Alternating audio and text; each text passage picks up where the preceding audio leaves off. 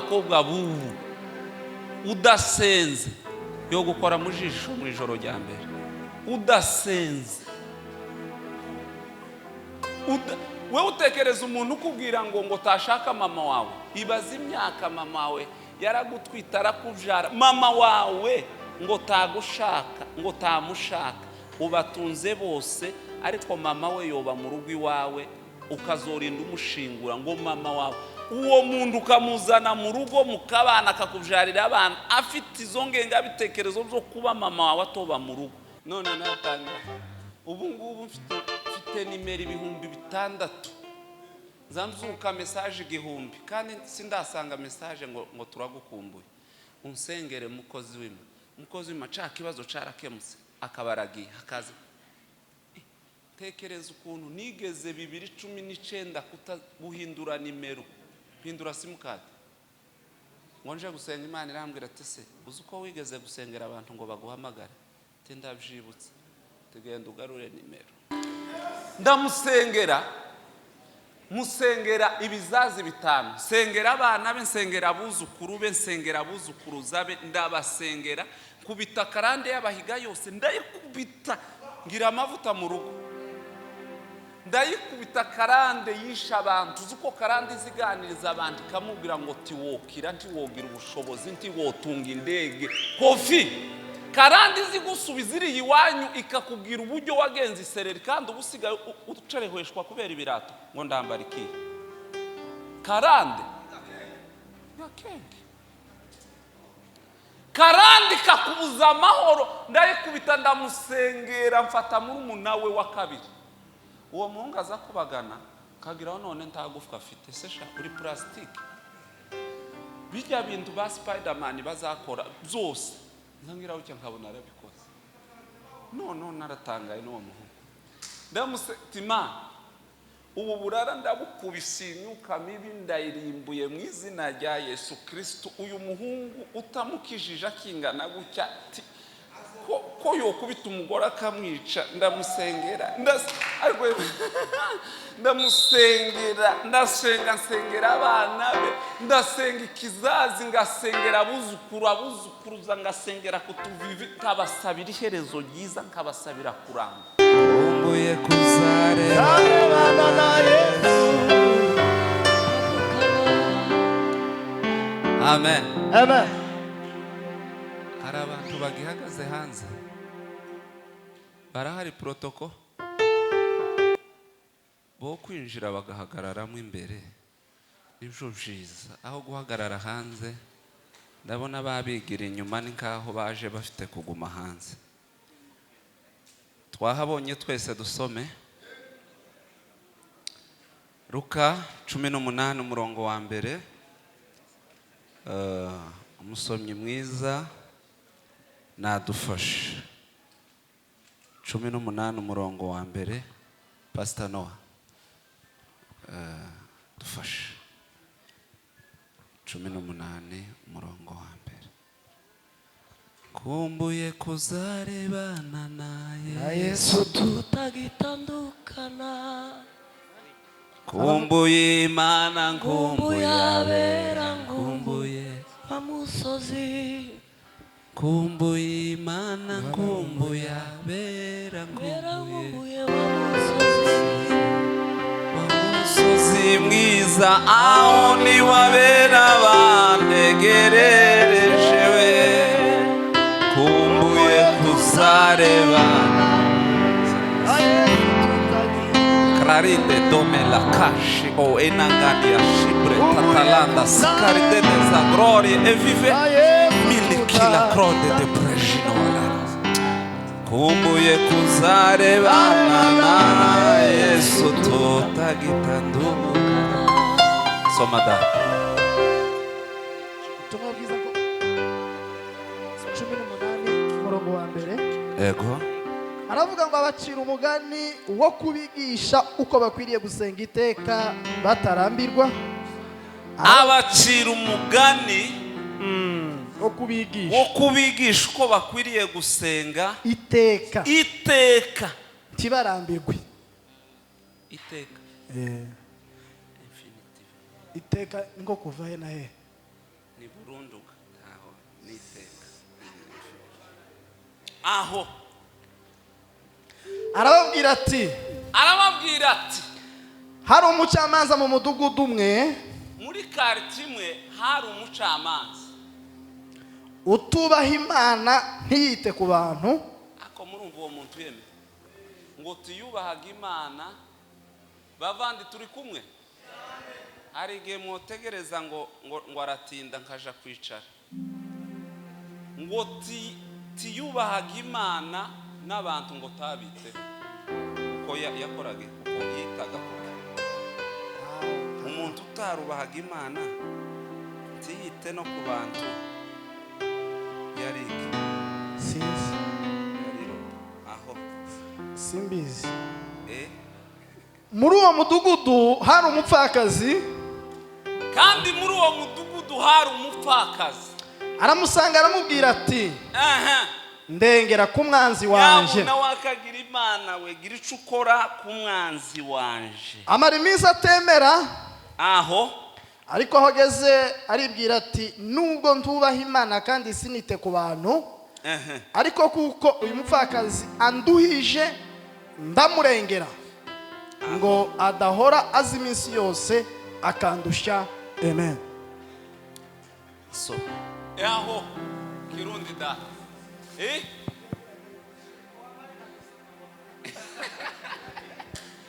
yabona muheza gisome ko yes.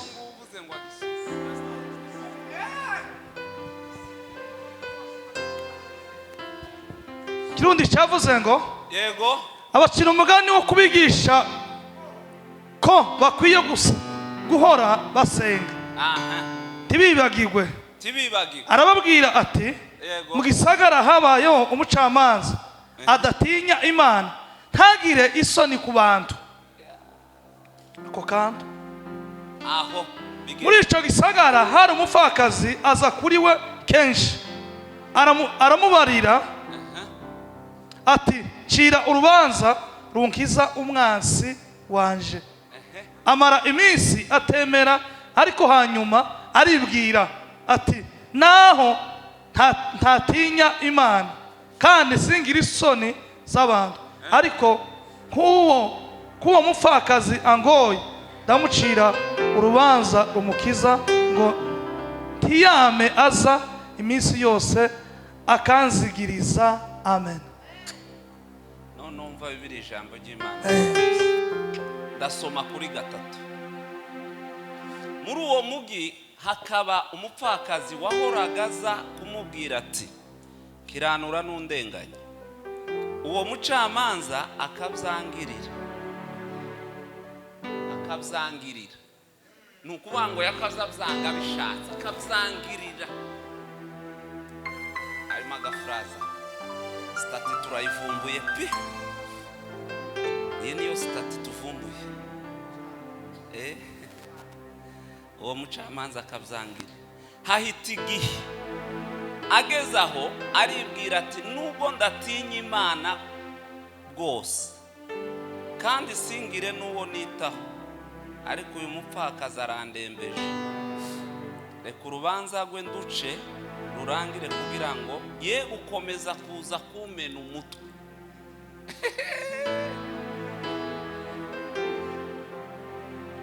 Kumbuye Imana nkumbuye umusozi mwiza aho niwabera bantegerereje. Kumbuye kuzarebana na Yesu nafashwe nawe nimubona kuganira birananiye nugufatwa. Sinza nkenera ko nzi n'igisirimba ntarabwiriza nza nama nshandabuka nza nama mera nabi kaba nowe. Ariko turashimira itorero Revera Imana ikumusha utanga ikibanza Kanani. Imana ibagire neza. Itorero ryose abakristo abashumba muhabwe umugisha n'Imana. Groupe ya Apostle Jesus Imana ibagire neza. Muri abantu batoya muri smart mu mutwe cyane. Abayobozi Imana ibaha umugisha. Umuyobozi Paul ahari Imana imugire neza. Haleluya. Amen. Abatura Bujumbura mwese Imana ibaha umugisha. Bene data bavuye mu bihugu byo hanze, umuntu uvuye iriya muri Australia arakarara yicaye, uwo muntu aba afite inyota y'igitaramo pe. Imana iguha umugisha mama, ibintu wajemo bizogende neza kabisa. Imana ibaha umugisha we n'umutware wawe. Yemwe timukaza musakuza mu ikanisa, muzobyirinde turi mashabiki, ntabwo turi abafana. Abafana niyo bazamavuza induru ngo bari batsinze, cyangwa niyo batsinzwe bazabamiriza. Timukaza musakuza mu ikanisa. Amen. Amen. Turashima Imana kubw'abagaragu b'Imana bose, abashumba, abo tutari tuzi. Umushumba Bitagarara dusuye iwacu, ndamushimira. Twamutumiye mu izina ry'itorero ari ryo bikoze, yubaha amavuta kandi tari umushumba mugenzi we, ariko aratwitaba araza aratubwiriza. Ndamushimira cyane. Inshuti zanje zose, Evangeliste Kofi naramwandikiye, niwe wahungwanya wenyine, abandi bose baranshigikiye. Ariko ni kujya umuntu muba muri inshuti ukabona nta jambo yavuze. Nishimiye kubana nawe. Ntumwa y'Imana Nowa Bifaranga. Nowa Bifaranga ni inshuti yaje. Ni ntumwa y'Imana. Mukunda cyane. Kandi njewe iyo nkunze umuntu ababonye ikibanza ca mirere mu mutima wanje. Uzi ukunda umwuka yambwiye Bifara? Umwuka yarambwiye ngo mu mutima w'umuntu haba ibibanza by'ubuntu n'iby'ifaranga. Hari umuntu uzugura ikibanza mu mutima wawe akakibona yararushe. Tuzi ko umuntu aza gukunda tumukunde akakugendaho warukamo ngo ndi mukugenda nguhabwa wa kujya bahagura karagura yatanze avance. Mu mutima w'umuntu haba ibibanza byinshi, ariko abantu hari igihe bazabicuruza. Ariko mvuze, ariko nishimiye abavandimwe Shwaga umuririmbyi, Imana imuha umugisha. Imana ibagiriye neza abavandi. Mushumba Revera wanshimishije cyane ko turicara ngo karibu, twagenda mu nzira ngo karibu, akansanga mu cyumba ngo karibu wa ngo wese ni karibu gusa, kundishaganya ngo karibu, navuga ngo karibu. Hari protokole nabonye ahantu bita Icaka ni Buganda muri kambi ya refugee, bazakwiyegereza none naratangaye, bakagusora bavuze amapendo bakagushitsaho urara, bakazoja kukugarura. None nabibonanye mushumba hano. Imana ibagire neza. Amen. Naratekereje ngo tuganire gusenga. Ku mugoroba nababwiye ngo gusenga ni umurimo. Gusenga si ukubivuga, gusenga ni ukubikora, ni pratique, gushira mu ngiro. Amen. Hari abagabo Yesu yahaye akazi ko gusenga karabananira.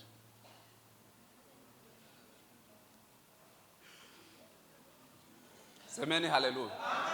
Umugoroba nababwiye ngo nijoro turaganira. Guceceka kw'abanyamasengesho ni ugutera inkunga ibibazo ngo bisakuze. Numara uraza kwisanga nimba uri muri uwo mushinga wo gutera ibibazo ngo bidusakurize, uze kuvamo cyangwa ugumemo. Ngiye kubiganira mu mwanya muto. Semeni haleluya.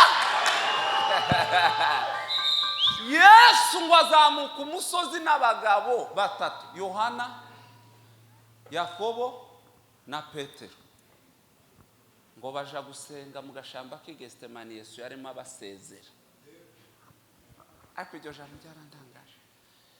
Yesu ngo aja mu nguni, ni kuko possible yokora amasengesho representa akaja nkariya mu nguni, ngo igihe Yesu atangiye gusenga urumva yatangiye gufatisha, ngo abona baca imitwe ko barayikubita mu maguru. Imikoro zinanira rwose. Yeme turi kumwe. Ngo Yesu aragaruka, tese bari abagabo tugendanye ko basinziriye. Ngo aragaruka, yarazi ko Petero ari buze usubiza byihuse. Ti Petero, bigenze gute ko musinziriye? Petero ti turi maso. Ti mu mutima ko turuzuzwa nuko umubiri wananiwe. Ako naratangaye. Petero ntiyemera ibitotsi. Yamavuga ngo ayowe mu mutima urakunze ariko umubiri niwo wawanga. Ninko kuvuga ati mu mutima ko turuzuzwa ariko umubiri niwo wasinziriye. Mbabwiza ukuri, kuva ico gihe ca Petero kugeza uyu munsi nta mukristo uzawemera ko yahunyije mu ikanisa. Azahunyiza wamukoraho ngo ari gutekereza. Uzutekereza uhumirije wewe. Intege nke zaziheza umuntu amarezo yo kuganira, umuntu agahunyiza. Gusenga n'umurimo wananiye abasirimu gutya, azashikana isakame gutya n'urukweto rwo hejuru rwamunaniye, yashika kama batangira kubwiriza gutya kamahunyiza. Waza umukoraho ngo ndi maso nyabona. Wahunyije ngo ko ndatekereza. Zamani haleluya. Uzumva umuntu azama yicara ngo nasoje ishuri nta kazi mfite. Nta kazi ufite. Gusenga nta kazi. Gusenga mwese ukuntu mpambitegereza mwese muri mu gihe ciza cyo kujya ca apeti. Ukuntu mpambareba ayiwewe bazagera mu Bushinwa bicaye hano Bujumbura. Igihe ciza cyo kujya umwana w'umuhungu azamanuka umusima agakora neza mu Bushinwa, akama hakora gutya. Made in China, Chine. Kandi izo apeti natwe twari tuzifite. Izo apeti bene bya bindi ngo umutsima urasigara ku isahani, nta wakaza usigara. Yakaza kuzanira umutsima n'isahani ukamusubiza isahani yogeje. Semeni haleluya. Yesu ngo arababwira ati nyabuna ko aka kazi mbahaye kera kabananiye, nimwihangane musenge. Ngo asubirayo, ngo agereyo atangiye gusenga, ngo abona barahunyije kandi ngo agaruka kubakangura. Yesu yarantangaje ngo abikora inshuro zine. Kuyakane ngo arababwira ati bavande, munaniwe kwihangana ngo mubane nanje isaha imwe. Amasengesho y'umunyantege nke y'umuntu wanebwe ni isaha imwe. Mureke masobanurira ako kantu nje kwicara. Haguruka sha. Niwe muri munakidada. Kidada yarambwiye ngo tazoza wazohereza muri munara. Kidada yari umukristo waciri ahijya. Ari n'umwana Moses yarambwiye ngo hari kurari yabayemo nimba ngo ari umugeni n'umwana bonzo baramutse cyane n'umuririmbyi wacu. Sinzasubiza amasinduma oya noberes. Semeni haleluya. Umuntu yabuze umwanya wo gusenga ukabura pe, wakwiriye gusenga isaha imwe. Kandi bavandi simbabesha iryo jambo nari bajije mwuka. Umuntu yosenga isaha asengera ibiki, umunsi umwe mwuka arampishurira. Reke mbakopeze. Tandalanda simo eloge. Umwuka mbwira gute? Shoge hari saa 6:18 ndapfukama mu rugo ngiye kujya.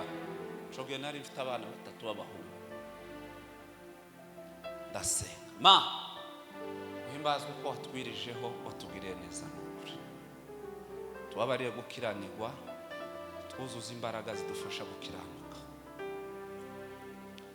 wampaye umudamu ngo ambere umufasha umugiriye neza, umpa abana. Uyu mwana mukuru ndamusengeye, uzamuhindura umugisha w'ubwoko, umugisha w'igihugu, umugisha w'umuryango, umugisha w'itorero. Mwatuyeho umugisha nk'umukozi w'Imana, mwatuyeho umugisha nk'umubyeyi.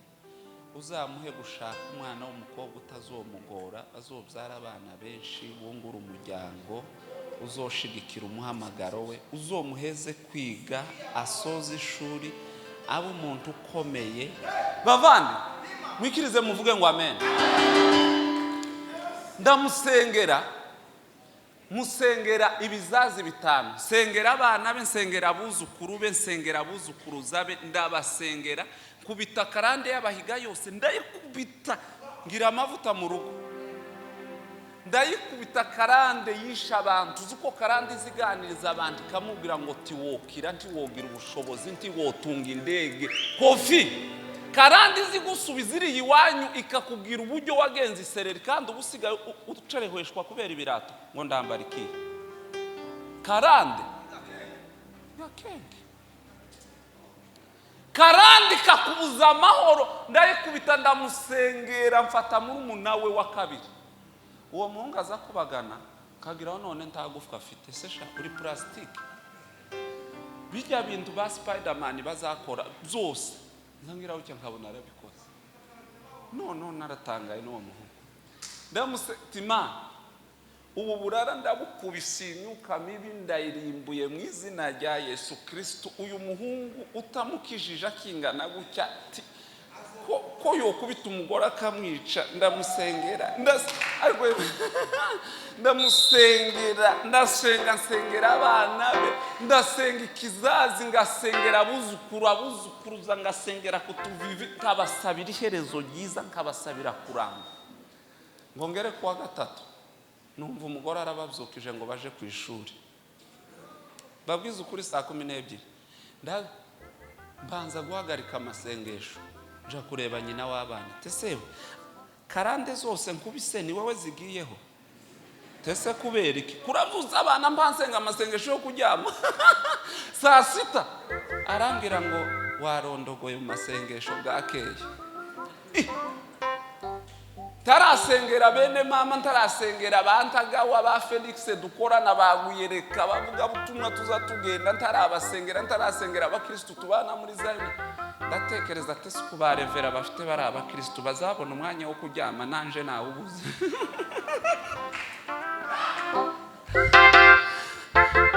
Kandi mutekereze, mureke mbabwire, semeni haleluya. Nuko sanga isaha imwe nyine ni y'abanebwe.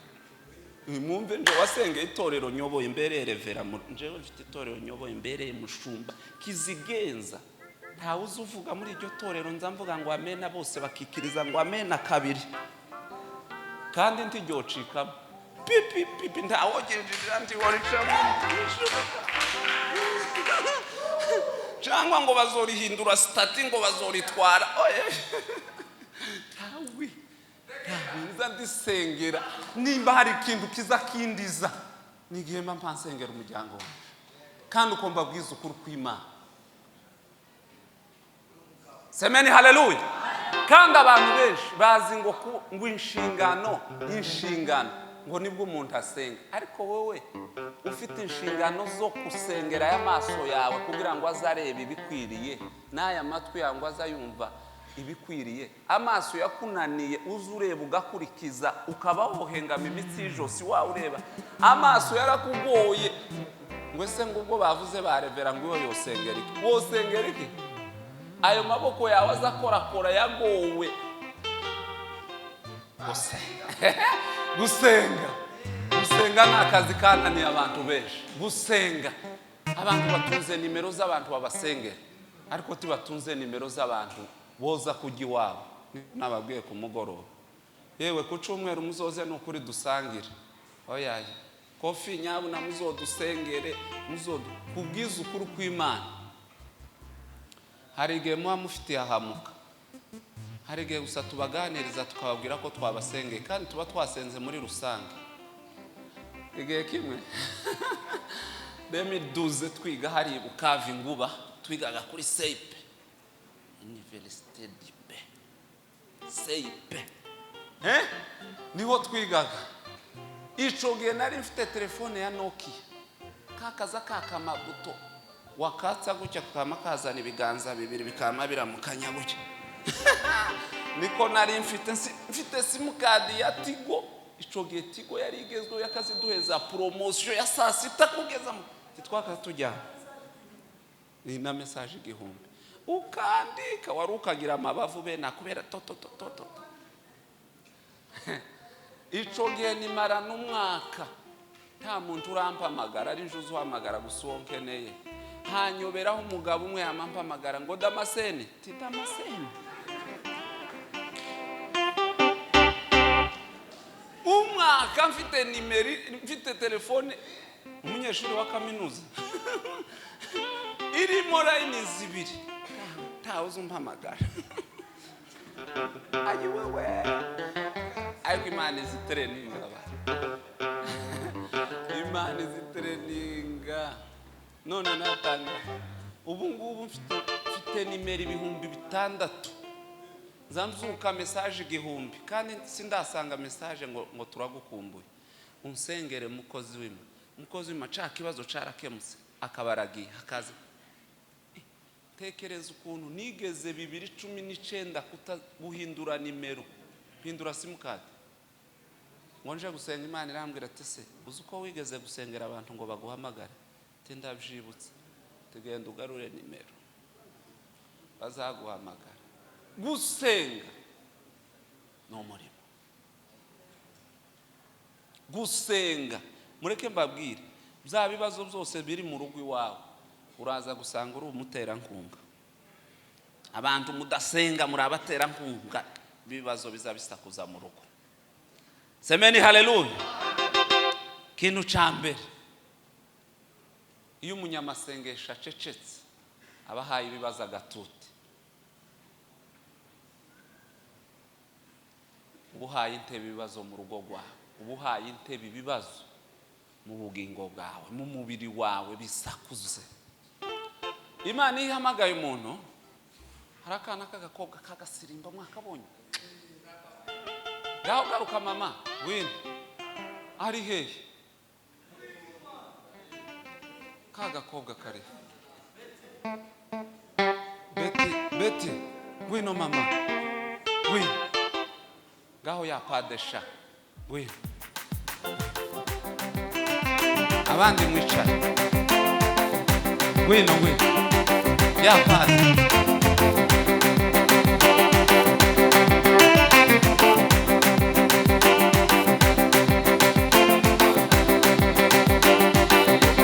Ya pade da,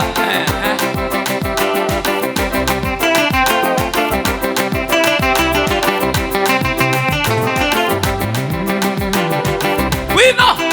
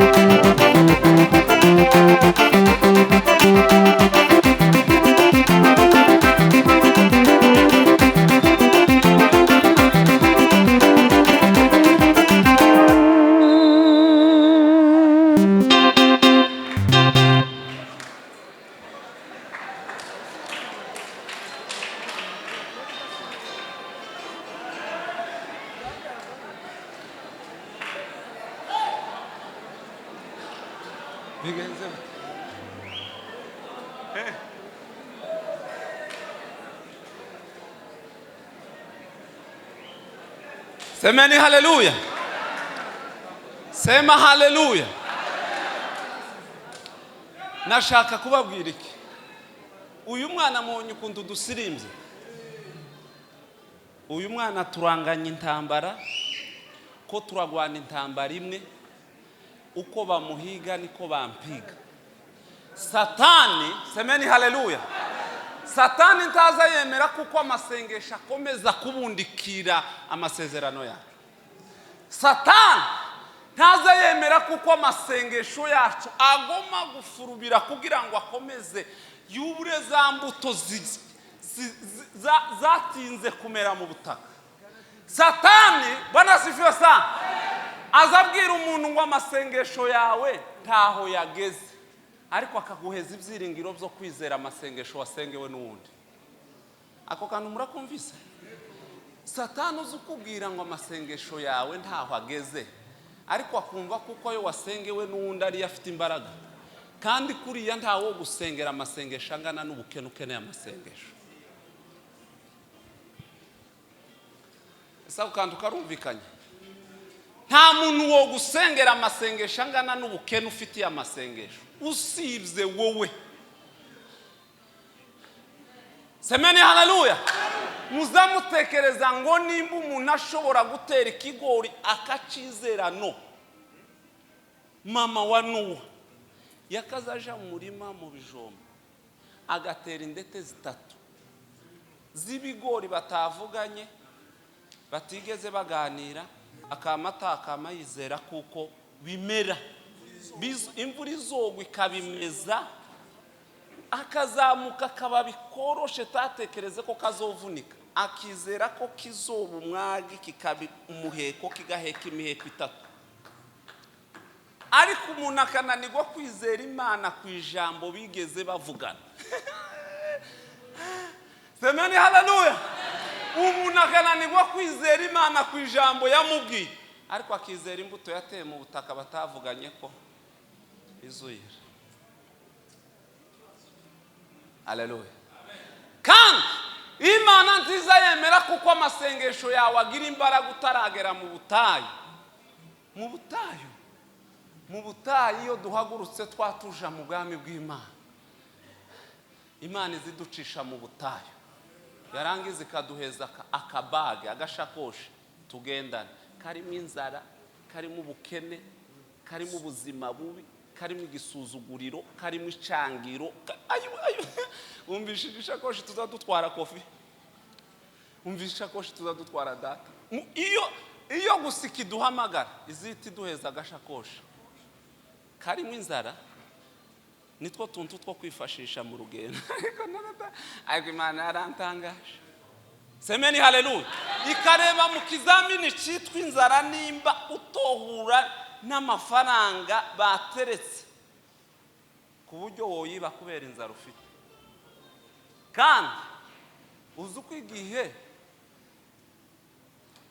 uri mu bukene arico gihe bazakubikisha ifaranga z'abandi, nimero yawe niyo bazatanga ku rubuga rw'umuryango ngo muzomwiyohereza kwa runaka, bazi ko utari mu guhembwa. Ariko ubutayu bwarantangaje. Imana igatereka mu butayu bwitwa ubukene, ugakena kugwe gusigarana umwenda umwe, bakazawufura ku wa gatandatu ukawusengana ku cyumweru nijoro.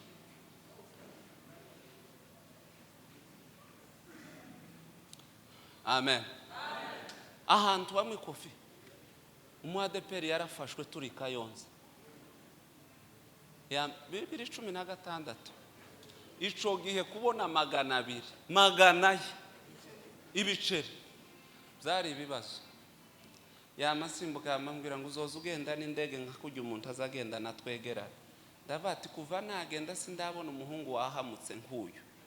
Indege muzamwerekwa nabi kandi icogenje nantungane.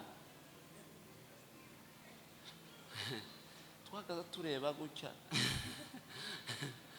Ndamureba ndabati data we, ariko naratanga mu bukene isezerano ryose rizarizuza uryumva nk'amateka. Mu butayu isezerano ryose uzuribona ari umukungugu. Ariko amasengesho, semeni haleluya, amasengesho ni umugabo tuzadutuma imbere y'Imana, ntaza asaba audience, azahagarara imbere y'Imana akamubwira ati umugabo mugenzi wawe nsize hano mu Burundi arantumye ngo umwohereze iki kintu kandi simva imbere. Amasengesho azagera ku Mana ako kanya tuyasenze, semeni haleluya. Kandi muri ofisi y'ijuru bazayohereza, hari igihe kiza kigera tukarenga urwego rwo gusenga tugategeka. Bibiliya yarambwiye ubwo dukorana nayo tuza turenga urwego rwo kuyisaba tugakorana nayo mu bwami bw'Imana, tukagiramo serivisi dushinzwe. Mu bwami bw'Imana tukagiramo serivisi zimwe dushinzwe. Semeni haleluya. Amasengesho azacecekesha ibibazo bikareka gusakuza. Amasengesho azacecekesha urugambo. Impamvu muza mwumva amakuru yasaze muri karite ni ubukene bw'amasengesho. Impamvu mubona ingo zagowe ni ubukene bw'amasengesho. Ubukene bw'amasengesho. Semeni haleluya. Kandi mureke mbabwire, ku mugoroba nabwiye ngo hari giye kino gisirimba kiza kidushira muri mudu tukagira ngo twagiye mu mwuka, kandi yari mudu gusa.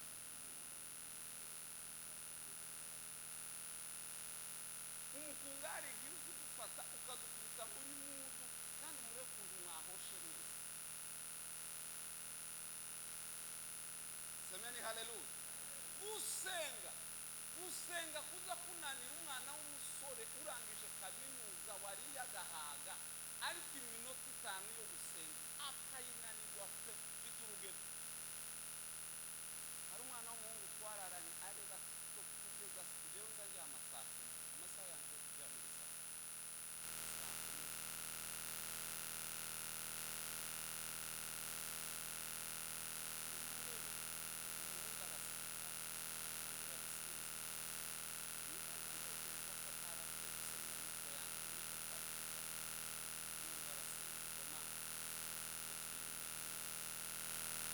Nguha turebere taho pamumva taho ngo none ngo tugiye kuryama ngo nukuru tugirire neza. Abarahunyije abanza kureka kuvuga, arishaganyije ngo none ngo Mana ngo ugire ijoro ryiza.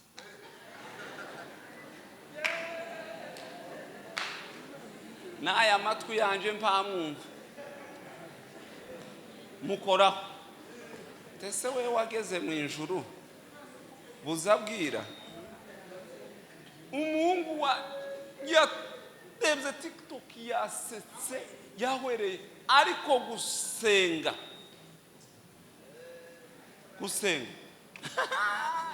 semeni haleluya. Gusenga ni umurimo. Gusenga umuntu yosirimba kuva mu gitondo bukira, ariko amasengesho yananiye abantu banananirwa neza bayasigarira mu kuvuga. Uzonumve no muri iki gihe umuntu azamaguruka akavuga ngo twarasenze ngo iki. Mbabwiza ukuri kw'Imana ntagwego umuntu ageramo arenza amasengesho, habe n'uyu umwe. Umuntu wese twabona iki gihe ngezemo ni igihe ciza cyo gupfa. Iki neza ngezemo nico gihe ciza cyo gupfa. Tuyumva kera Nowa kwagize ubwoba ngo yengo cyo gusenga. Uko aba bose bageze igihe ciza nico gupfa. Ciza cyo gupfa. Mureke mbaheze urugero.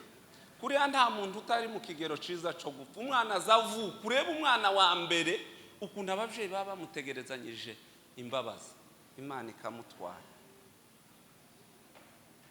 Muranyumvise?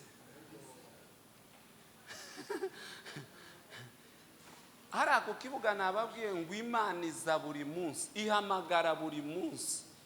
Isi zoshira kuri twese, ariko Imana ihamagara umuntu. Iyo umuntu rero adasenze ababwiye ibibazo ngo nimuze mungeremo, harimo ivyumba murinje mufata ibibanza. Iyo umuntu adasenze ababwiye ibibazo ngo muze munkoroganishe n'abantu. Iyo umuntu adasenze ababwiye ibibazo ngo muze mwigaragambye ku buzima bwanje, mpinduka umunyabibazo. Mwisanzure. Bibiliya yavuze gute? Bibiliya yavuze ngo Yesu abacira umugani ngo kubigisha gusenga batarambirwa ngo kugeza iteka. Umusaza umaze guhumuta akigira amaso imbere y'Imana aracara umusore mwiza wo gusenga.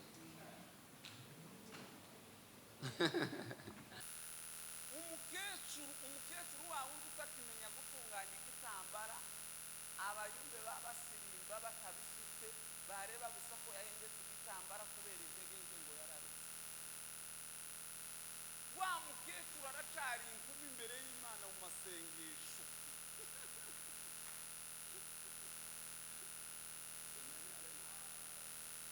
Niyo mpamvu iyo muzoreba iyo dusenze umwanya muto, umugoroba nababwiye ngo iyo umuhungu asirimba akarenga intebe zibiri, ejo akongera agasirimba akarenga zibiri, agasirimba akabona ageze hano, ahita aza kureba pasiteri ngo amubatize. Ko kumva ko atagiye kumwagira cya cyuma ugatanga igisirimba.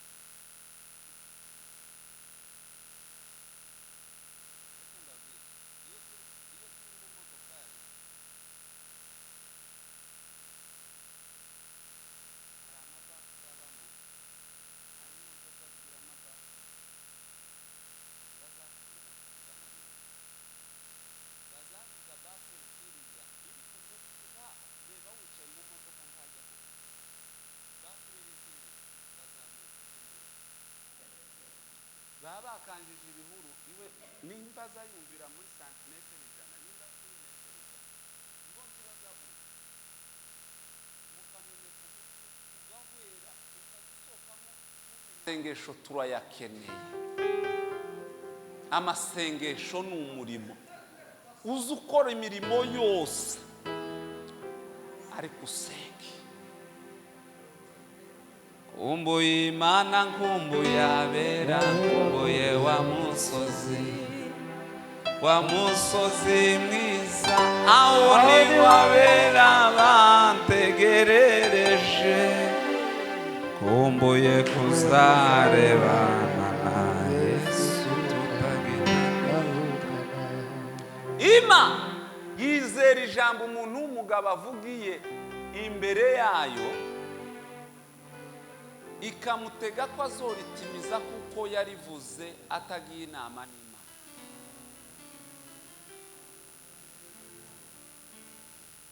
Ima semeni haleluya. Haleluya. Iturebera muco twavuze kugira ngo isohoze ico twayisabye, kuko n'imico twaravuze tutogitimiza tukigendereho, nico twasabye ibona ko twayikinisha kuko ntiturisenge.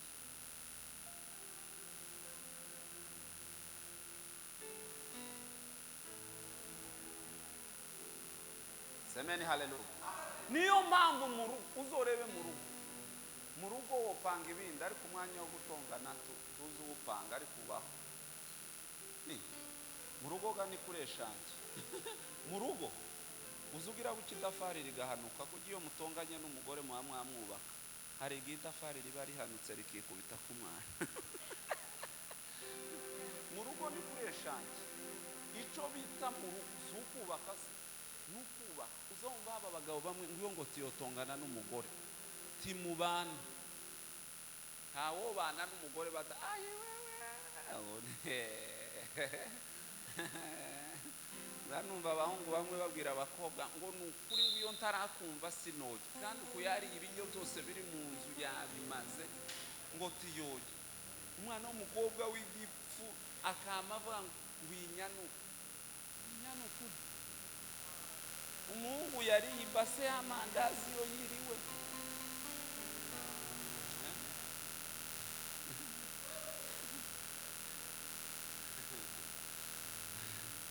Ako tekereza umuhungu ntasenze haririnzi ikora ntashatse uwo muhungu ntazasenga nta masomo ahayiga ntashatse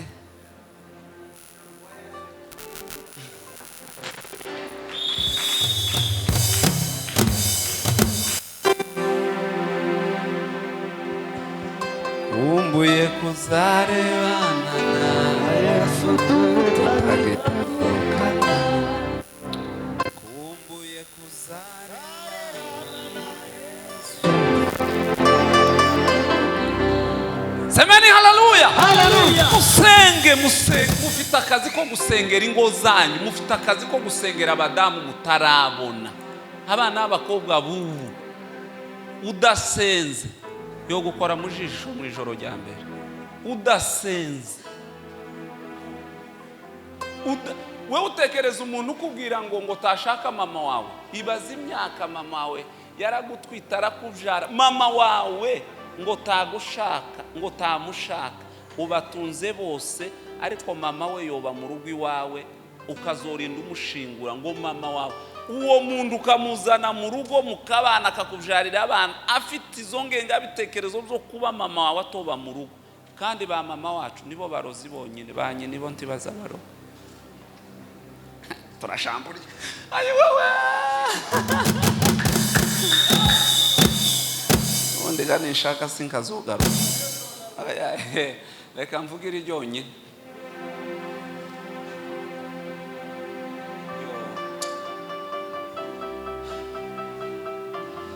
ejo nzozani yaha kugira ngo izinanire yema bari inyuma mwihangane semeni haleluya umuvyeyi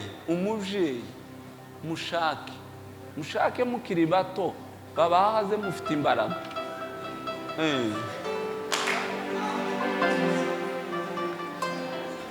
tuma dusakuza semeni haleluya mushake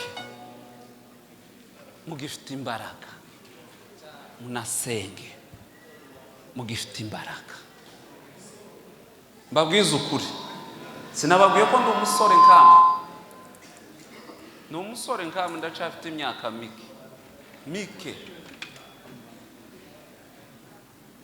mike kabisa ndi hafi kugeza iyo Yesu yapfiriyeho ndacari muto hakonje mfite umwana wawe urangiza primaire muhungu wanje mukuru ari mu wa gatanu karasoza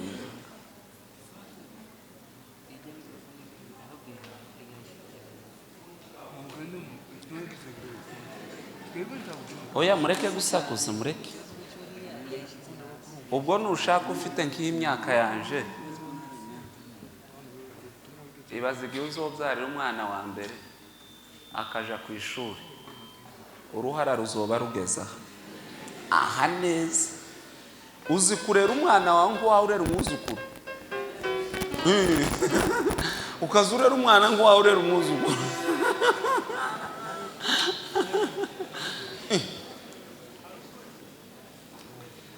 semeni haleluya mbabwiza ukuri ubwo ni ubutumwa mpambigije musenge mubwire Imana ngo dukeneye kubaka imbabwiza ukuri umuntu azasengera urugo umuntu akwiriye gusengera ibintu bine ikintu cya mbere umuntu akwiriye gusengera ni umuryango agasengera umuryango icya kabiri umuntu agasengera urugo rwe icya gatatu umuntu agasengera itorero icya kane ugasengera igihugu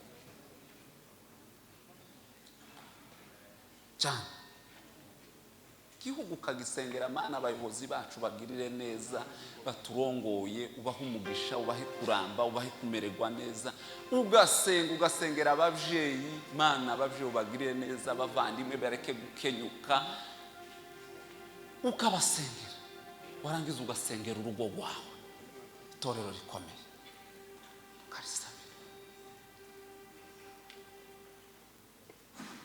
semeni haleluya ubwire mugenzi wawe yewe nimba utazusenga bya bibazo biba mwanyu ni wewe wabizanye mubwire mubwire.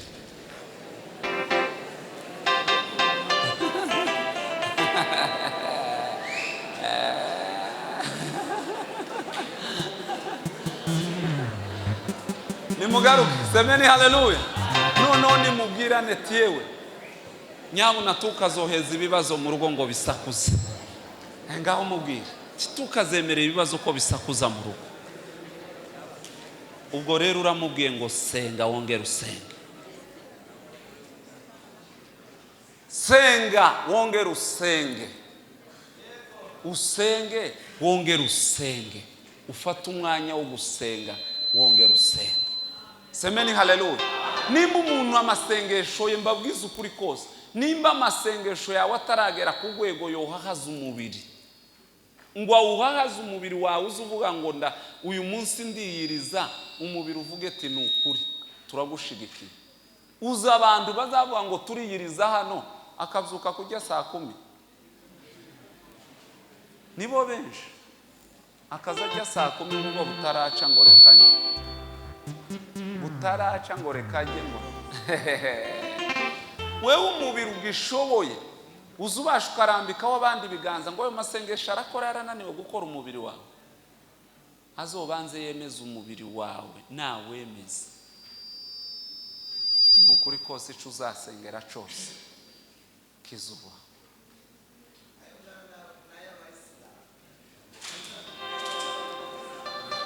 Niyo bazavuka saa 10. Abayisilamu bubaha idini ryabo, tunabagereranya n'abarokore bubu.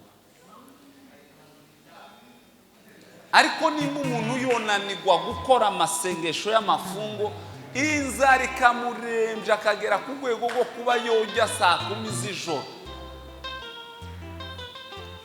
umubiri wacagushobora. Impamvu abagabo bitwa ba Daniyeli bababwiye ati turabajugunya mu gobo gw'intare, bakavuga ati ni ukuri Nyagasani nta kibazo dufite.